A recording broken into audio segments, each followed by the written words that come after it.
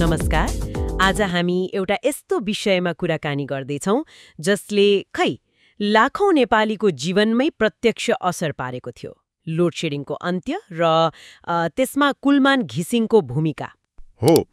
र हामीसँग भएका जानकारीले उहाँको पृष्ठभूमि अनि उहाँ आउनु अघिको त्यो कहाली लाग्दो अवस्था र उहाँले चालेका कदमहरूबारे राम्रै बताउँछन्। हाम्रो यो छलफलको लक्ष्य चाहिँ उहाँले त्यो असम्भव जस्तो लाग्ने लोड सेडिङ कसरी हटाउनु भयो भन्ने गहिराईमा पुग्ने हो।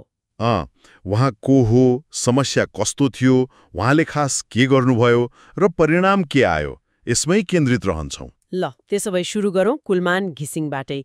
को हुनुहुन्छ उहाँ, कसरी चिनिनुभयो एकाएक? कुलमान घिसिङ मूलतः एक इलेक्ट्रिकल इन्जिनियर, लामो समय सार्वजनिक सेवामै बिताउनु भएको, रामेछापमा जन्मिनु भएको, इन्जिनियरिङ र ऊर्जा योजनामा पढ्नु भएको हैन? हो। अनि 2016मा नेपाल विद्युत प्राधिकरण एनईएको प्रबन्ध निर्देशक एमडी बन्नुभयो। तर उहाँको खास चिनारी चाहिँ वर्षौंदेखिको लोड सेडिङ अन्त्य गर्ने व्यक्तिको रूपमा बन्यो। ओहो, 2016 अघिको त्यो अवस्था, काठमाडौँमै 16-18 घण्टा बत्ती जान्थ्यो, त्यो त सामान्य जस्तै थियो। सामान्य मात्रै कहाँ हो र, 1 दशकभन्दा बढी भइसकेको थियो त्यो समस्या। जाडोमा त झन् बिजोग। त्यसले जनजीवनमा कस्तो असर पारेको थियो? घर, स्कुल, उद्योग? असर त भनिसाध्य छैन। विद्यार्थीले मैनबत्तीमा पढ्नुपर्ने हैन, उद्योग धन्दा ठप्प, अस्पताल जेनेरेटरको भरमा। अर्थतन्त्र नै थलिएको थियो। एकदम। त्यो बिजुली अभाव मात्रै थिएन, एउटा राष्ट्रिय नैराश्य जस्तो भइसकेको थियो। व्यवस्थापन कमजोर त थियो नै, तर राजनीतिक इच्छा शक्ति र प्रणालीगत सुधारको पनि कमी थियो। यस्तो बेलामा एमडी भएपछि घिसिङले तुरन्तै के फरक पार्नुभयो त? पहिलो कदम के थियो? उहाँको पहिलो र भनौँ न सबैभन्दा आँटिलो कदम चाहिँ विद्युत वितरणमा जुन असमानता थियो नि, त्यसलाई हटाउनु भयो। असमानता कस्तो खालको? त्यो ठूला बडा भिआइपी अनि केही उद्योगलाई चाहिँ अघोषित रूपमा 24 घण्टा बिजुली दिने चलन थियो, जसलाई डेडिकेटेड लाइन भनिन्थ्यो। उहाँले त्यो बन्द गरिदिनु भयो। त्यो त पक्कै सजिलो थिएन होला, पहुँचवालाहरू रिसायो होला नि। निकै चुनौतीपूर्ण थियो, राजनीतिक र प्रशासनिक दुवै हिसाबले। तर त्यसले के गयो भन्दा प्रणालीमा एउटा अनुशासन ल्यायो, निष्पक्षताको सन्देश गयो अनि आम मान्छेमा बल्ल अलिकति आशा पलायो। हो, आशा जाग्यो हैन त? वितरणमा समानता ल्याएपछि बिजुलीको उपलब्धतातिर चाहिँ के भयो? पानी छ, बिजुली छैन भन्ने गुनासो थियो नि। एकदम। वितरण मिलाएपछि उहाँले जलविद्युत आयोजनाहरूको व्यवस्थापनमा ध्यान दिनुभयो। माग र आपूर्तिलाई एकदमै चलाखीपूर्वक मिलाउनु भयो। कसरी? जस्तै कुन बेला कुन प्लान्ट चलाउने, पानी कसरी जम्मा गर्ने अनि त्यो पिक आवरमा माग धान्न के गर्ने, यस्तो स्मार्ट योजना बनाइयो। अनि सँगसँगै त्यो पुरानो भइसकेको ट्रान्समिसन लाइन, सबस्टेशनहरूको मर्मत, स्तरोन्नति पनि सुरु भयो। भनेपछि एकैपटक धीरेतिर काम भयो? हो, वितरण, उत्पादन, प्रसारण तीनवटै पक्षमा एकसाथ। अनि त्यो बिजुली चुहावटको कुरा नि, त्यो नियन्त्रण गर्न प्रविधि स्मार्ट डेटाले कस्तो भूमिका खेल्यो? बिल्कुल। चुहावट ठूलो समस्या थियो, प्राविधिक र गैर-प्राविधिक दुवै।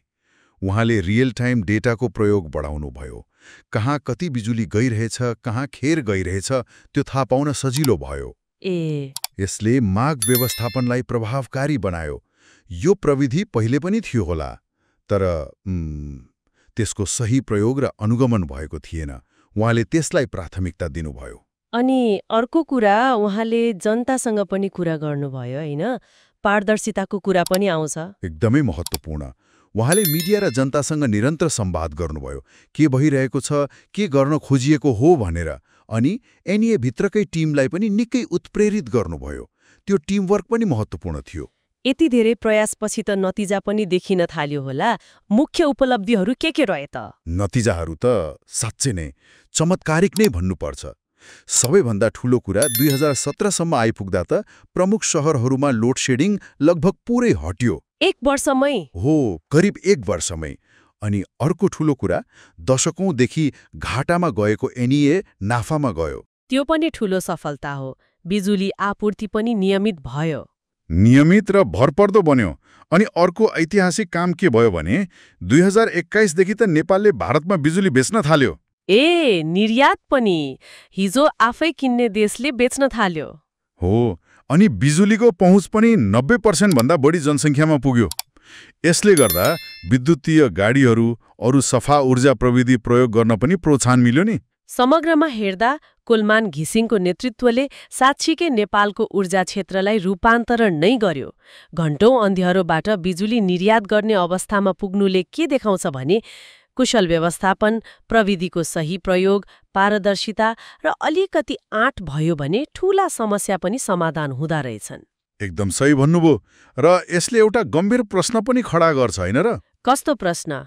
के यस्तै खालको कुशल व्यवस्थापन, प्रणालीगत सुधार अनि पारदर्शिताको मोडेल नेपालका अरू सार्वजनिक संस्थानहरूमा वा देशले भोगिरहेका अरू समस्या जस्तै खानेपानी, यातायात, शिक्षा, स्वास्थ्यमा पनि लागू हुन सक्ला त? हो, यो अनुभवबाट सिकेर अरू क्षेत्रमा पनि यस्तै सकारात्मक परिवर्तन सम्भव छ कि छैन, यो चाहिँ अब सोच्नुपर्ने विषय भयो।